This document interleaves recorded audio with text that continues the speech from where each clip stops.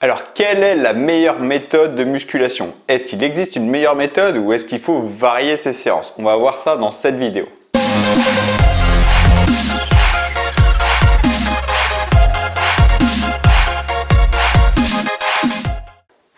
Bonjour, c'est Ken, je m'appelle Ken, je suis coach sportif spécialisé en musculation fonctionnelle. Donc la musculation fonctionnelle, c'est un style de musculation esthétique ou non qui va se transférer dans le quotidien. D'accord? Selon les programmes, on va chercher une prise de muscle fonctionnelle pour le quotidien, une perte de masse grasse, une amélioration de la silhouette avec toujours des exercices qui soient fonctionnels, qui soient adaptés dans le quotidien, savoir pousser, tirer, porter, voilà, ou de la préparation physique générale, donc là le plus complet possible, voilà le genre de programme que je propose. Là aujourd'hui, on va voir justement, en parlant de programme, on va voir est-ce qu'il existe vraiment une méthode, est-ce qu'il y a une méthode plus efficace, une méthode efficace avec la musculation, pour la musculation, est-ce qu'il y a vraiment, existe vraiment la meilleure méthode de musculation?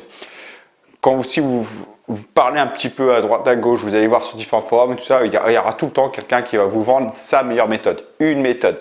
Donc une méthode, c'est une technique d'intensification, d'accord? Une méthode, ça va être méthode dégressif, méthode superset, méthode, voilà, il y a plein de méthodes. Une personne va vendre sa méthode en disant que c'est la meilleure méthode. Vous essayez cette méthode-là, vous avez entendu quelqu'un qui a essayé cette méthode a eu des résultats, elle a été très efficace et elle a marché. Par contre, à un moment, la personne va stagner, ça va bloquer. Elle va être frustrée, elle se dit cette méthode elle marche, qu'est-ce qu'il faut que je fasse? Il faut que j'augmente mon intensité, peut-être que je suis pas assez intense, peut-être qu'il faut que je mette plus lourd, plus d'intensité, voilà. Mais l'évolution n'est plus la même.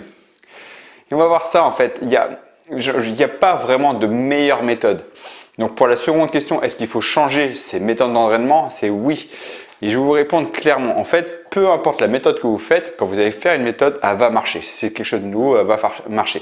Et je vais vous donner je vais transférer ça au quotidien. Vous faites pas de sport. Vous avez même fait de sport, vous êtes sédentaire, vous faites pas de vélo, vous êtes dans le bureau. Et du jour au lendemain, vous faites un sport qui va faire appel à différentes masses musculaires.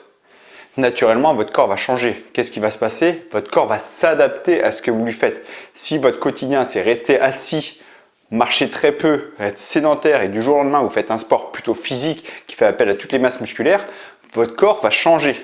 Il va se transformer. Ça, vous le voyez partout autour de vous. Vous allez voir des personnes qui vont changer de métier, ou un métier plus actif, leur profil va changer.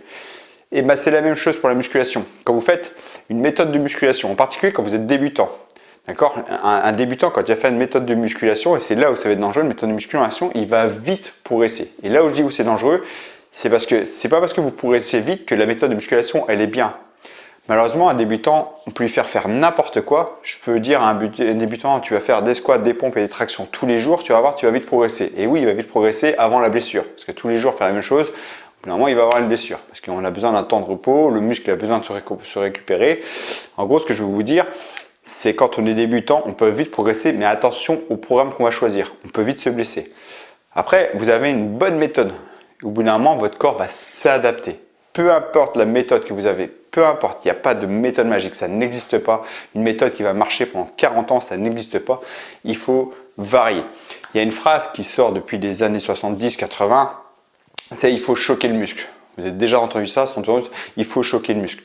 Ce terme-là, ça veut dire en fait il faut changer l'exercice pour forcer le muscle à s'adapter à ce qui va se passer. Si vous faites toujours le même style d'exercice, vous faites toujours la même intensité. Par exemple, vous avez votre séance, on va faire un truc basique, vous avez 5 séries de développé couché et 5 séries de développé incliné par exemple. On va faire très simple.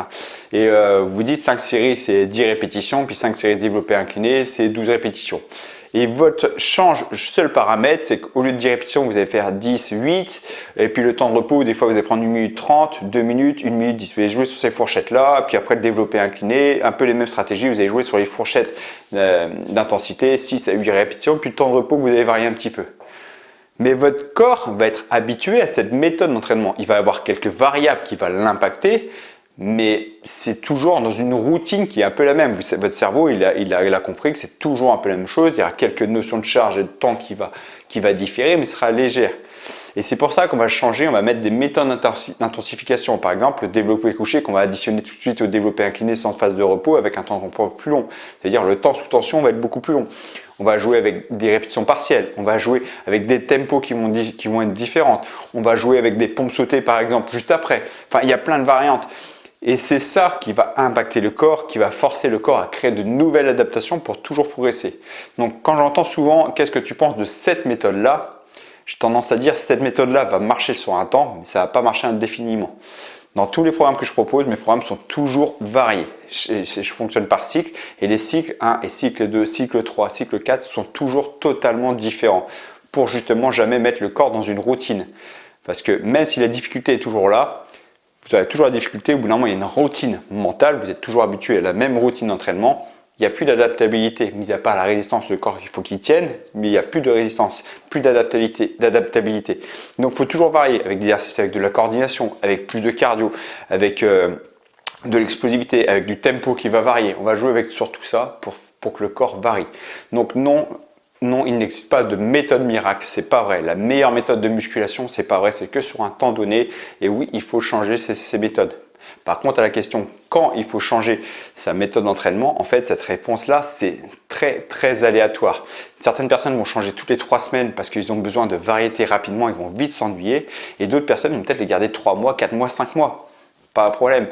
En règle générale, on a tendance à dire au bout de 8 semaines, mais c'est une moyenne.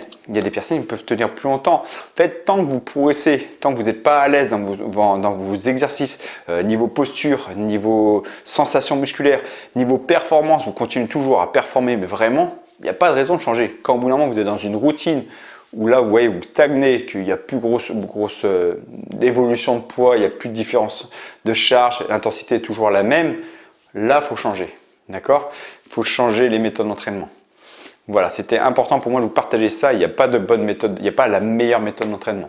Maintenant, si vous voulez des programmes complets avec des méthodes d'entraînement variées selon votre objectif, je vous invite à cliquer ici, aller voir mon site internet c'est des packs avec plusieurs programmes. À chaque fois, il y a plusieurs programmes, donc une variété d'entraînement énorme. Vous allez sur mon site internet, vous choisissez le programme qui correspond à votre objectif et puis c'est tout. Et puis comme ça, vous êtes sûr d'atteindre votre objectif de façon saine. Voilà, c'est tout pour aujourd'hui. Je vous dis merci d'avoir regardé cette vidéo. Je vous dis à très bientôt pour la prochaine vidéo. Ciao!